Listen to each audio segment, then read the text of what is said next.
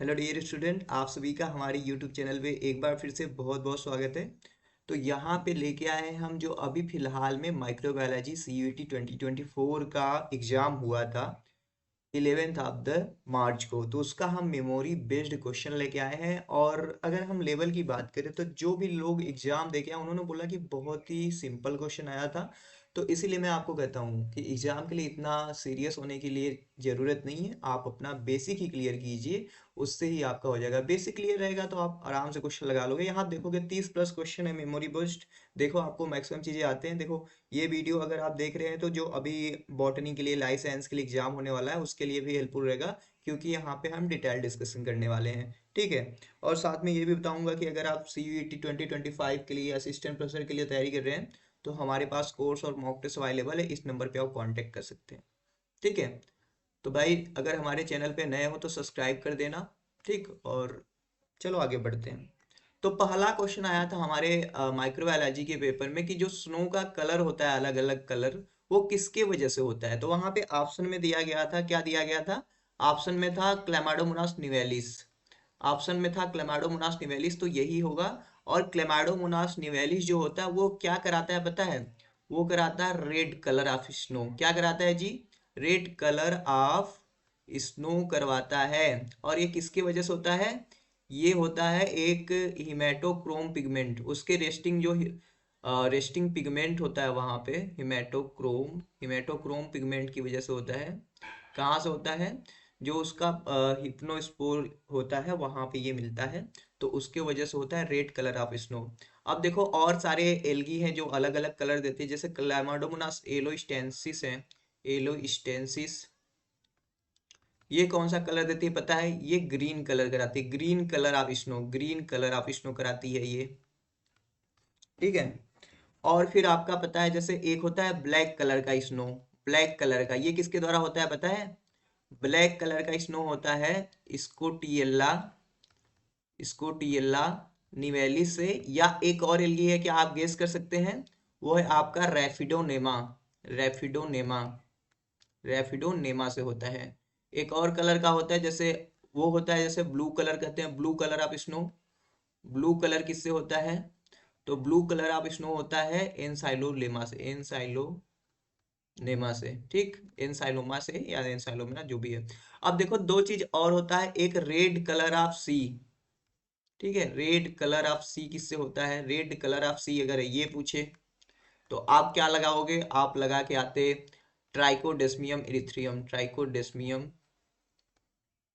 तो ऐसे करके क्वेश्चन आता है। चलो दूसरे क्वेश्चन चलते हैं, क्या पूछा है? साइक्रोफिलिक बैक्टीरिया क्या होते हैं? तो बहुत ही सिंपल क्वेश्चन है, बैक्टीरिया के हैबिटेट से क्वेश्चन आया हुआ है। तो साइक्रोफिलिक, साइक्रोफाइल का मतलब ऐसे ऑर्गेनिज्म जो बहुत ही कम टेम्परेचर यानी कि बहुत ही लो टेम्परेचर पे जो ग्रो करते हैं, वेरी लो टेम्परेचर पे, तो वो होते हैं साइक्रोफिलिक बैक्टीरिया। थर्मोफिलिक बैक्टीरिया कौन है? तो जो हाई टेम्परेचर पे ग्रो करते हैं। ठीक है, गॉट इट। तो ये क्वेश्चन आया था। अब देखो ये पॉइनियर स्पीसीज आया हुआ है, तो पॉइनियर स्पीसीज ये कहाँ से बिलोंग करता है? तो ये क्वेश्चन आया था आपका इकोलॉजी से। और इकोलॉजी में भी कहाँ से आया था? ये आया था आपका क्वेश्चन सक्सेशन से। तो हमको पता है सक्सेशन क्या होता है। Succession is a replacement of one type of plant community by the another type of plant community. तो आपको सक्सेशन की स्टेप जैसे न्यूडेशन, इकेसिस, माइग्रेशन, कंपटीशन, कोएक्सटेंशन, स्टेबलाइजेशन के बारे में पता होना चाहिए। आपको सीयर स्टेज के बारे में, जैसे जीरो सीयर क्या होता है, हाइड्रोसीयर क्या होता है, सेमोसीयर हो गया, लिथोसीयर हो गया ये। तो पॉइनियर स्पीसीज के बारे में बात करें तो जैसे हम पढ़ते हैं जीरो सीयर के बारे में। ठीक है, जीरो सीयर के बारे में पढ़ते हैं। तो ऐसा सक्सेशन जो ऐसे बेयर एरिया पे होता है, जीरो सीयर में जो पॉइनियर स्पीसीज होते हैं वो लाइकेन होता है, मोस्टली करके क्रस्टोज लाइकेन। तो पॉइनियर स्पीसीज वो स्पीसीज होते हैं जो सक्सेशन के टाइम पे सबसे पहले आते हैं। तो ऐसे करके देखो सक्सेशन टर्म दिया था हर्ट ने 1885 में। तो सक्सेशन के बारे में अच्छे से पढ़ लेना, यहाँ से क्वेश्चन आएगा। सक्सेशन का मॉडल जैसे कि facilitation model, tolerance model, inhibition model, ये सारी चीजें। चलो आगे चलते हैं। इनहिबिटर ऑफ कॉम्प्लेक्स फोर, हमने आपको इलेक्ट्रॉन ट्रांसपोर्ट चेन पढ़ाया हुआ है और हमने बताया कि यहाँ पे जैसे 1 2 3 4 5 कॉम्प्लेक्सेस हैं। तो इनका नाम क्या क्या है? ठीक है, नाम के साथ साथ जैसे कॉम्प्लेक्स वन का इनहिबिटर जैसे रोटेनोन हो गया। ठीक, रोटेनोन डेरिस इक्लिप्टा से मिलता है। फिर इसका हो गया आपका कॉम्प्लेक्स टू का एंटीमाइसिन करके होता है, एंटीमाइसिन। कॉम्प्लेक्स टू का सॉरी वो होता है ना मेलोनेट, मेलोनेट होता है, मेलोनेट इसका होता है एंटीमाइसिन इनहिबिटर, एंटीमाइसिन या मिक्सोथायोजोल करके हमने बताया था। इसका जैसे साइनाइड आंसर था, साइनाइड हो गया, फिर एजाइड हो गया, फिर कार्बन मोनोऑक्साइड हो गया। कॉम्प्लेक्स फाइव का इनहिबिटर जो होता है आटोबर्टीन होता है। अब अलग अलग देखो नाम है, जैसे फाइव का क्या एटीपी सिंथेसिस जिसका नाम है, इसका साइटोक्रोम ऑक्सीडेज नाम है, इसका एनएडीएच डिहाइड्रोजिनेज नाम है, इसका एनएडीएच2 डिहाइड्रोजिनेज, तो साइटोक्रोम सी ऑक्सीडेज ऐसे करके। तो सारा का नाम है, आपको अलग अलग कॉम्प्लेक्स का नाम, इसमें मोबाइल कैरियर कौन कौन से, और ये इनहिबिटर जरूर याद रखो, रोटेनोन, मेलोनेट, एंटीमाइसिन, साइनाइड, आटोवर्टिन। Got it. अगला है इंडोस्पोर जो होते हैं बैक्टीरिया में। तो देखो आपसे सबसे पहले तो ये पूछता है कि इंडोस्पोर बनते कहाँ, तो ये most of the bacillus bacteria जो रॉस शेप्ड होते हैं, मोस्ट बैसिलस बैक्टीरिया में बनता है। ठीक, मोस्ट बैसिलस बैक्टीरिया में बनते हैं। तो इंडोस्पोर क्या होते हैं, ये आपके बैक्टीरिया के सर्वाइवल के लिए हेल्पफुल होते हैं। जब बैक्टीरिया आपका अनफेवरेबल कंडीशन से गुजर रहा होता है तो वो क्या करता है कि अपना प्रोटोप्लाज्म इकट्ठा करके उसके ऊपर हार्ड रेस्टिंग कैप्सूल की तरह बना लेता है। तो इंडोस्पोर देखो हमारे पूरे बायोलॉजिकल वर्ल्ड में दो ऐसे चीज है जिसको ये पहला है जो आपका exine of the pollen grain, वो मिलके बना होता है स्पोरोपोलिनिन का, जिसके वजह से कोई भी एंजाइम डिग्रेडेड उसे नहीं कर पाता। दूसरा हमारा एंडोस्पोर, यहाँ पे क्या होता है कैल्शियम आयन होता है, और क्या होता है मोस्ट जो हम कहते हैं DP colonic acid, DP colonic acid होता है, जिसके वजह से इसे आप चाहे जितना गर्म कर लो ये डिग्रेडेड होता ही नहीं। तो इंडोस्पोर जो होते हैं रेजिस्टेंट होते हैं इसी डीपी कोलोनिक एसिड की वजह से। तो ये सब बहुत बेसिक बेसिक क्वेश्चन है जो हमने आपको बताया। तो अब देखो चीज मेकिंग बैक्टीरिया है, तो आपका ये इंडस्ट्रियल माइक्रोबायोलॉजी से, जैसे आपने सुना होगा ब्लू चीज के बारे में, हमने बताया था बहुत बार। ब्लू चीज जो होता है जैसे पेनिसिलियम रॉक फर्टी से बनाया जाता है, रॉक फर्टी से। ये सब चीजें नोट कर लेना, लाइफ साइंस में और बॉटनी में आएगा। और फिर हमने बताया था आपको स्विस चीज के बारे में, स्विस चीज के बारे में बताया था। ये किससे था, ये आपका प्रोपेनोबैक्टीरियम, प्रोपेनोबैक्टीरियम सरमानी से, बैक्टीरियम सरमानी से बनाया जाता है। एक क्वेश्चन पूछता है कि जो ये जैसे इडली डोसा होता है वो फूल क्यों जाते हैं, तो वो CO2 के रिलीज होने की वजह से फूल जाते हैं। सेल साइकिल का सीक्वेंस बहुत ही सिंपल आया था, जैसे सेल साइकिल के बारे में हार्वर्ड एंड पेल्किन ने बताया था ईस्ट के ऊपर स्टडी करके। तो देखो सेल साइकिल का जो स्टेज है G1 S, G2 M करके है।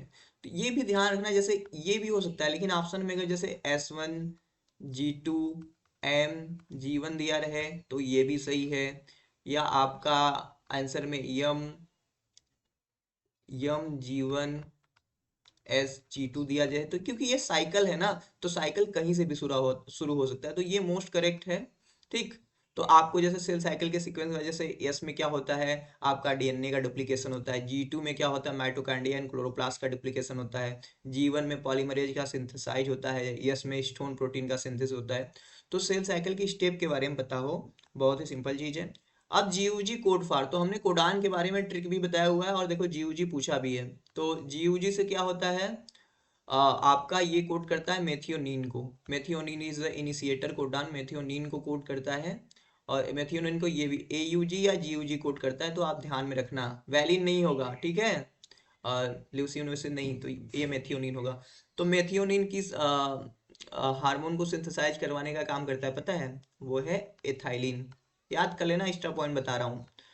तो बहुत ही देख रहे हो ना, बहुत सिंपल से जीन एलील ट्रेट मैचिंग। अब जीन, जैसे जीन टर्म दिया था जॉनसन ने, जीन क्या होता है, जीन जो होता है आपका भाई, gene is a smallest part of DNA which have the specific information, allele is the alternate form of the gene. Trait जो होते हैं जैसे ट्रेट आंखों का कलर, बालों का कलर, ये सब ट्रेट है। तो मैचिंग में आया था जेनेटिक्स से, पूरा क्वेश्चन नहीं है लेकिन बहुत ही सिंपल क्वेश्चन रहा होगा, आप कर लिए होंगे। साइलेंट म्यूटेशन, देखो हमने आपको बताया था कि म्यूटेशन का टाइप पढ़ लेना भाई, हमने पढ़ाया हुआ है silent mutation, nonsense mutation, sense mutation. तो silent mutation are those mutation which are occur silently in the genome, मतलब डीएनए में जो होता है वो थर्ड पेयर पे होता है, तो वोबलिंग पेयरिंग के मतलब साइलेंट म्यूटेशन ऐसा होता है ना, तो इसमें बेस पेयर में चेंज आता है लेकिन वो सेम अमीनो एसिड को कोड करता है, तो ऐसा कोई हानिकारक इफेक्ट देखने को नहीं मिलता, तो ये है। फिर हमने नॉनसेंस को बताया था कि जो कोडान है वो चेंज होके नॉनसेंस कोडान बना ले, जैसे वो आक्रियोपल नंबर हमने बताया था। मिससेंस में क्या हो, रीडिंग फ्रेम को ही चेंज कर दे तो वो म्यूटेशन है। फिर आप म्यूटाजेन के बारे में जैसे हमने बताया, फिजिकल म्यूटाजेन पढ़ लो, केमिकल म्यूटाजेन पढ़ लो, बायोलॉजिकल पढ़ लो, तो यही से आता है। बहुत ही सिंपल सिंपल है। अब देखो इकोलॉजिकल इंटरेक्शन होना चाहिए। तो इकोलॉजिकल इंटरेक्शन में वही पॉजिटिव नेगेटिव का, जैसे मैं यही बताता हूँ ना, जैसे म्यूचुअलिज्म। सबसे पहले इसमें किस तरह का इंटरेक्शन, दोनों ऑर्गेनिज्म साथ रहेंगे तो दोनों को बेनिफिट होगा। अगर हम बात करें एग्जांपल का तो लाइकेन हो गया। फिर दूसरा हो गया कैमेंसिलिज्म, कमेंसिलिज्म। अगर दो लोग साथ रहेंगे तो एक को फायदा होगा और एक को कोई भी नुकसान या घाटा नहीं होगा, कैमेंसिलिज्म। आर्किड हो गया। फिर एमेंसिलिज्म। तो हमने आपको एमेंसिलिज्म का भी बताया हुआ है कि जैसे इसमें आग में घी डालने वाले लोग की तरह होते हैं, मतलब कहीं गया किसी की ऐसे करके कान भर दिया तो एक लोग का हो जाता है घाटा और दूसरे को कोई फर्क नहीं पड़ता, मजा आता है। फिर कंपटीशन। तो कंपटीशन का भी हमने बताया हुआ है, कंपटीशन में क्या होता है आपका, कंपटीशन में दोनों निगेटिव निगेटिव होता है। फिर पैरासिटिज्म होता है, हमने पैरासिटिज्म भी बताया हुआ है आपको। पैरासिटिज्म में क्या होता है, आपका एक को लाभ होता है, एक को घाटा होता है। दूसरा है स्पाइट, ये एक्स्ट्रा है, इसमें भी दोनों को निगेटिव निगेटिव होता है। तो ये सारा चीजें है इकोलॉजिकल इंटरेक्शन। अब देखो इसके साथ साथ आपको एग्जाम्पल याद करना पड़ेगा। प्रोटो कार्पोरेशन क्या होता है, प्रोटो कार्पोरेशन में ये क्या होता है आपका, इसमें भी दोनों को लाभ होता है अगर साथ रहेंगे तो। मशरूम बिलोंग टू, अब देखो ये फंजाई से क्वेश्चन है। जैसे आप एगेरिकस को नॉर्मली मशरूम कहते हो, तो ये कहाँ से बिलोंग करता है, ये बिलोंग करता है आपके बेसिडियो, बेसिडियो माइकोटिना से, माइकोटिना से। सिंपल क्वेश्चन है ना। मशरूम, अब जैसे इडिबल मशरूम कौन है, जैसे एगेरिकस काम्प्रेस्टिस, एगेरिकस बायोस्पिरस, ये आपसे पूछा जाता है। तो ध्यान रखो ये सब चीजें। सीवेज वाटर ट्रीटमेंट, ये भी चीजें हमने पढ़ाया हुआ है इकोलॉजी में आपको, कि सीवेज वाटर ट्रीटमेंट में पहले प्राइमरी ट्रीटमेंट होता है, जहाँ पे जो सारे ऐसे जो डिब्रीज होती हैं जो तैरती रहती हैं, अब जो पत्थर उत्थर होते हैं उन्हें सेडिमेंट कराया जाता है, छाना जाता है। फिर सेकेंडरी ट्रीटमेंट होता है, यहाँ पे हम बैक्टीरिया और फंजाई के फुल्स को यूज करके क्या करते हैं, उसका एनारोबिक डाइजेशन कराते हैं, ठीक है। बीओडी ओडी को बताया था हमने। तो बहुत ही सिंपल सिंपल क्वेश्चन पूछा गया है। नॉट ए फर्मेंटेड प्रोडक्ट, तो भैया बहुत सिंपल क्वेश्चन था। यहाँ पे ऑप्शन में जानते हो पास्ता दिया था, आप हमेशा पास्ता खाते हो, पास्ता को देखो फर्मेंट करने की जरूरत नहीं होती, पास्ता खरीद के लाए, उसको उबाला और बना दिया। फर्मेंट करने का मतलब कि रात भर भिगो के रखना, वो फर्मेंटेशन हो, लेकिन पास्ता को रात भर भिगा के नहीं रखना होता है। और देखो पास्ता हो गया, एक हो गया आपका वाइन, ये फर्मेंटेड प्रोडक्ट नहीं है। और एक हो गया आपका ग्रीन टी, ये भी फर्मेंटेड नहीं है ना, नॉन फर्मेंटेड है ग्रीन टी। ये सब चीजें याद रखो आप। अब अगले क्रॉसिंग ओवर स्टेज। तो crossing over is the exchange of homologous chromosome between non sister chromatin, मतलब देखो ना दो क्रोमोसोम होते हैं ऐसे करके, ये क्रोमोसोम है एक, ये एक, ये क्रोमोसोम है, तो यहाँ पे एक्सचेंज होता है। तो ये देखो ये क्या है, आपके होमोलॉगस पेयर ऑफ क्रोमोसोम है, ये आपस में सिस्टर क्रोमेटिड है, लेकिन ये नॉन सिस्टर क्रोमेटिड है। तो इनके और इनके बीच में होता है आपके फ्रेगमेंट का एक्सचेंज। तो क्रॉसिंग ओवर जो होता है कहाँ पे होता है भाई, क्रॉसिंग ओवर होता है आपके मियोसिस के, मियोसिस फर्स्ट के पैकेटीन सब स्टेज में, पैकेटीन सब स्टेज में। तो पैकेटीन ये याद रखो, पैकेटीन में। पेयरिंग कब होता है, जाइगोटीन में होता है। डिसोल्यूशन कब होता है, डिप्लोटीन में होता है। Membrane composition in cold temperature, बिल्कुल सिंपल बात है। ठंडी लगता है तो आप क्या करते हो, ठंडी लगता है तो ऐसे आप जैसे मान लो ठंडी लग रहा है तो आप ऐसे, बहुत लोग जैसे मान मान लो एक जैसे हम एनालॉजी लेते हैं, जैसे मान लो पप्पीज हैं, पप्पीज पप्पीज मतलब पिल्ले लोग, जानते हो ना। तो जब उनको ठंडी लगता है तो ऐसे कुकू कुकू करके ऐसे पास में आके चिपक चिपक के रहते हैं ना, ऐसे करके। अगर गर्मी रहता है दूर दूर भागते हैं। तो मेम्ब्रेन के केस में भी वैसा होता है, जब कोल्ड हो जाता है ना तो मेम्ब्रेन जो होता है ऐसे पास पास चिपकने लगती है। पास पास चिपकने के लिए उनको क्या होना पड़ेगा, उनको अपना चेन का लेंथ शॉर्ट करना पड़ेगा और उनको अनसैचुरेटेड बनना पड़ेगा। तो सिंपल चीजें हैं, सब कुछ पढ़ाया गया है, सब कुछ हमने कितने बार एमसीक्यू प्रैक्टिस किया हुआ है, ये सारी चीजें। आरएनए स्प्लाइसिंग हमने बताया था भाई, आरएनए स्प्लाइसिंग क्या होता है, जब यूकैरियोटिक के केस में ट्रांसक्रिप्शन चलता है ना, तो वहां पे जो आरएनए बनता है वो आपका बनता है एचएनआरएनए, हेट्रोन्यूक्लियर आरएनए होता है। तो ये ना क्या कंटेन किया होता है, इसके पास कोडिंग सीक्वेंस होता है, कोडिंग, इसको हम बोलते हैं एक्सॉन, ठीक, ध्यान रखो। और जो नॉन कोडिंग होता है, नॉन कोडिंग, उसको हम क्या बोलते हैं, इंट्रॉन बोलते हैं ना, इंट्रॉन बोलते हैं। तो अभी देखो ये इंट्रॉन वाला हमारा काम का तो नहीं है। तो एक साइंटिस्ट थे, दो लोग थे, शार्प एंड रॉबर्टिस, रॉबर्टिस करके थे, स्प्लाइसियोसोम एंजाइम का खोज किया और 1993 में इन्होंने स्प्लाइसिंग फिनोमेना को बताया कि भैया हमको करना क्या है, हमको इंट्रॉन को कट करके निकालना है और एक्जान को एक साथ जोड़ देना, यही है स्प्लाइसिंग। तो एक्जान जो है कोडिंग है, यहाँ पे इसको जोड़ते हैं। ओबॉल हाइपोथेसिस क्रिक ने दिया था भाई, उन्होंने बताया था कि देखो प्रत्येक कोडान में तीन तीन बेसिस होते हैं, जैसे मान लो AUG या CCC। जैसे CCC देखो प्रोलीन को कोड करेगा ना, प्रोलीन को कोड करेगा CCC, लेकिन अगर हम इसको चेंज कर दे CCG कर दे, फिर भी ये प्रोलीन को करेगा। तो जो तीसरा बेस को है ना, उसको बदलने पे कोई उतना इम्पैक्ट मतलब इम्पैक्ट आता ही नहीं। अगर म्यूटेशन होगा तो उसको साइलेंट म्यूटेशन कहेंगे, तो वो सेम अमीनो एसिड को कोड करेगा अगर लास्ट वाला बेसिस को चेंज करोगे। तो यही वोबल हाइपोथेसिस है। ये क्वेश्चन आया था, genotype and phenotype ratio seen same कहाँ पे होता है। देखो जब आप जेनेटिक्स पढ़ते हो तो जीनोटाइप एंड फिनोटाइप सेम दो केसेस में आता है। कहाँ कहाँ? पहला है आपका इनकम्प्लीट डोमिनेंस, जो कार्ल कोरेस ने मिराबिली जलापा के ऊपर काम किया था, ठीक। और दूसरा होता है कोडोमिनेंस, कोडोमिनेंस। तो अब ऑप्शन में देखो, मैंने सुना कि ये तो था नहीं, तो बचा यही। तो दोनों में होता है सेम सेम, अगर दोनों साथ में आए तो इनकम्प्लीट मारना, ठीक है। 2020 में हम BHU का एंट्रेंस दिए थे, वहां पे दोनों था, तो इनकम्प्लीट को उन्होंने सही मारा था और हमने वही मारा भी था, ठीक है जी। अब देखो लिंकेज भैया, बैटसन एंड पुनेट ने लेथायरस ओडोरोटस के ऊपर काम किया था। लिंकेज का सिंपल सा मतलब समझो कि देखो भैया, ये क्रोमोसोम है ना, क्रोमोसोम होता है। तो अगर जो जीन क्रोमोसोम पे होते हैं, पास पास जो जीन होते हैं, वो एक साथ जब मियोसिस होता है, क्रॉसिंग ओवर होता है, तो जो पास पास जीन होते हैं वो एक साथ वो होना चाहते हैं, स्थानांतरित यानी कि ट्रांसमिट होना चाहते हैं। तो अगर जीन के बीच में क्लोजनेस ज्यादा रहेगी, जीन पास पास रहेंगे तो लिंकेज ज्यादा रहेगा, क्रॉसिंग ओवर कम होगा। अगर जीन के बीच में डिस्टेंस ज्यादा रहेगा तो क्रॉसिंग ओवर ज्यादा होगा, लिंकेज कम होगा। तो यही लिंकेज का यही सब पूछता है आपसे। टेट्रासाइक्लिन क्या है भैया? टेट्रासाइक्लिन एक एंटीबायोटिक है, ये चीज पूछा था। अब पूछा है मैन का ट्रॉफिक लेवल क्या था इकोसिस्टम में, ठीक। जानते हो मैन जो है भैया, वो प्लांट को भी खा लेता है, ठीक है। वो मतलब ऐसा कहो तो हर्बीवोरस भी है, कार्निवोरस भी है। तो ये प्राइमरी कंज्यूमर है, प्राइमरी कंज्यूमर है, एज वेल एज ये क्या है, ये आपका सेकेंडरी कंज्यूमर भी है। समझ गए?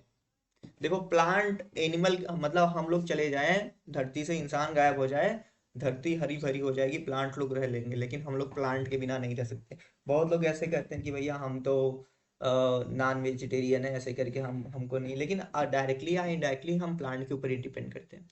वायरस क्या है? देखो वायरस के बारे में पूछा था। वायरस जो होते हैं भैया, इनके पास कोई सेलुलर मशीनरी नहीं होती है, मोस्ट ऑफ द वायरस के पास कोई एंजाइम नहीं होता। तो वायरस अपने दिनचर्या के लिए, जिंदा रहने के लिए दूसरे होस्ट पे निर्भर होते हैं। तो ये ओब्लिगेट पैरासाइट होते हैं। अगर मोस्टली कहे तो कैसा, इंट्रा सेलुलर, ठीक है, इंट्रा सेलुलर ओब्लिगेट पैरासाइट। तो इवानोव्स्की ने इसका खोज वोज किया था, स्टैनले ने इसको क्रिस्टलाइज किया था, ठीक है। वेजेरिंग ने कंटाजियम वाइवम फ्लूइडम को कॉन्सेप्ट दिया था। तो यही सारा वायरस के बारे में पूछता है। कलर ब्लाइंडनेस में कौन से कलर को नहीं पहचाना जा सकता भैया? प्रोटोनोपिया और ड्यूटेरोनोपिया के बारे में पूछा, यानी कि आप किस कलर को नहीं आइडेंटिफाई कर पाओगे? ग्रीन कलर को, और क्या करोगे, ग्रीन और रेड को। अच्छा, एक क्वेश्चन मैं पूछता हूँ आपको, अगर यहाँ तक पहुंचे, बताओ वो कौन सा चार्ट होता है, अगर किसी को कलर ब्लाइंडनेस है तो वो चार्ट दिखाते हैं, उस चार्ट का नाम क्या? उस पे अलग अलग कलर बने होते हैं, तो पहचानने के लिए बोला जाता है कि ये कौन सा कलर है। आइस उसका नाम है, बताओ। एनिमल क्यूल टर्म यार, कितना मतलब देखो, लिविंग सेल की डिस्कवरी किया था लिवेनहॉक ने 1776 में, और सबसे पहले उन्होंने इसको नाम दिया था animalcule. Got it? Barr bodies देखो, लयान करके एक थे, उन्होंने बॉर बॉडी का कॉन्सेप्ट दिया था। जैसे देखो गर्ल्स के अंदर या लेडीज के अंदर क्या होता है, एक्स एक्स क्रोमोसोम होता है, और मेल के अंदर XY होता है। तो देखो ना, अब ये गर्ल्स के अंदर अगर दोनों एक्स क्रोमोसोम काम करे तो ज्यादा एक्सप्रेशन मतलब होगा, तो एक एक्स क्रोमोसोम को इनएक्टिवेट करना होता है। तो यही जो एक्स्ट्रा एक्स क्रोमोसोम होता है उसे हम बार बॉडी बोलते हैं। जैसे मान लो ये हम बना दे ऐसे करके, हम इसमें पूछे कितने बार बॉडी, भैया एक घटा दो, एक गायब कर दो, मतलब 3 बार बॉडी रहेंगे। अगर हम बना दे क्लाइफेंडल सिंड्रोम, तो हम इसमें पूछे कितने बार बॉडी है, तो इसमें आपका कहोगे एक बार बॉडी। अगर हम आपको बता दें टर्नर सिंड्रोम, यहाँ पे कितने बार बॉडी है, तो 0 बार बॉडी। तो बॉर बॉडी मतलब एक्स्ट्रा एक्स क्रोमोसोम, एक क्रोमोसोम को छोड़ के जितना है क्रोमोसोम रहेंगे एक्स वाले, उसको हम कहेंगे बॉर बॉडीज। Got it? डिकम्पोजर देखो ना, हमारे इकोसिस्टम में जो भी लोग मतलब जो भी कंपोनेंट है जो सड़ते गलते हैं मरते हैं, तो उसको डाइजेस्ट करने के लिए, रिसाइकल करने के लिए डिकम्पोजर काम करते हैं। डिकम्पोजर जो होता है each and every trophic level पे पाया जाता है, उसका कोई फिक्स ट्रॉफिक लेवल नहीं होता। तो मेन डीकम्पोजर क्या है भैया, हमारे फंजाई प्लस बैक्टीरिया हैं। समझ गए। चलो अगले क्वेश्चन पे आते हैं। जो हमारा फोटोसिंथेसिस होता है तो ऑक्सीजन कहाँ से इवॉल्व होता है, तो भैया रूबेन कामन हसीब थे, इन्होंने प्रूव कर दिया था कि जो ऑक्सीजन इवॉल्व होता है वो CO2 से ना आके वाटर से आता है। ठीक है, ऑक्सीजन 18 का यूज किया था ना, याद है कि नहीं। लाइकेन किसका इंडिकेटर है भाई, तो लाइकेन इंडिकेटर है SO2 पॉल्यूशन का। Lichen is a mutualistic organism which are form due to the algae and fungi association. EHDS जो है सोडियम डोडाइल सल्फेट, ये किस तरह का सर्फेक्टेंट है, तो ये आपका एनायनिक सर्फेक्टेंट है, मतलब निगेटिव चार्ज। ये मतलब क्या करता है, जब आप किसी भी माइक्रो मॉलिक्यूल को सेपरेट करते हो तो ये HDS का काम होता है उस पर यूनिफॉर्म निगेटिव चार्ज को फैलाना। पॉक्स वायरस का शेप पूछ रहा है, तो पॉक्स वायरस जो होता है देखो ब्रिक या ओवल शेप का होता है, या अगर वहां पे कॉम्प्लेक्स दिया है तो आप कॉम्प्लेक्स मार सकते हो, मोस्टली करके आप ओवल समझो। पॉक्स पॉक्स वायरस से होता है वेरी, पॉक्स वायरस को हम वेरियोला वायरस बोलते हैं, जिसकी वजह से होता है स्मॉल पॉक्स। और ये one of the largest animal virus है। अभी इंडिया से तो पॉक्स वायरस खत्म कर दिया गया। Which enzyme have highest Fidelity in PCR, तो देखो अब ऑप्शन के हिसाब से था, तो PCR में हम टैग पॉलीमरेज का यूज करते हैं, लेकिन टैग पॉलीमरेज के पास क्या होता है, उसके पास प्रूफ रीडिंग नहीं, एक्टिविटी नहीं होता है 5 प्राइम से 3 प्राइम वाला। तो यहाँ पे इसके लिए पफू पॉलीमरेज वेज, पफू पॉलीमरेज जो होता है यूज किया जाता है। PCR पूछा तो आप कैरीमुलिस के बारे में जानो, PCR की स्टेप है जैसे डीनेचुरेशन, एनेलिंग, एक्सटेंशन, उसके बारे में जानो, अलग अलग टेम्परेचर क्या है उसके बारे में, प्राइमर क्या होते हैं वो।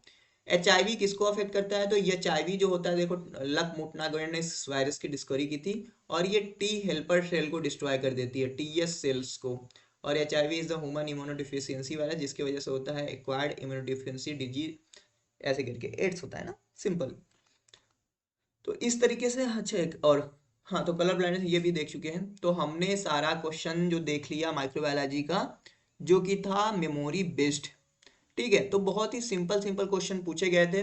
अभी जो भी होगा आएगा इसका सलूशन, जब आएगा आंसर की तो हम फिर से डिटेल में डिस्कशन करेंगे। देखो एक चीज मैं बताता हूँ, अगर आप प्रिपेयर कर रहे हैं CUET PG या लाइफ साइंस या माइक्रोबायोलॉजी जूलॉजी के लिए, असिस्टेंट प्रोफेसर के लिए भी, SSB के लिए, हमारे पास कोर्स है, आप ज्वाइन कर सकते हैं। कोर्स का फी मैं बताऊं तो कोर्स का ओरिजिनल प्राइस है इस समय 4000, और आप ज्वाइन करोगे, जैसे अब एडमिशन हम 1 अप्रैल से वैसे लेंगे, पहले भी कर सकते हैं, तो आपको 25% का डिस्काउंट मिलेगा और 3000 का कोर्स पड़ेगा। ओके चलता हूँ, मैं मिलूंगा आपसे नेक्स्ट वीडियो में। Thank you for watching.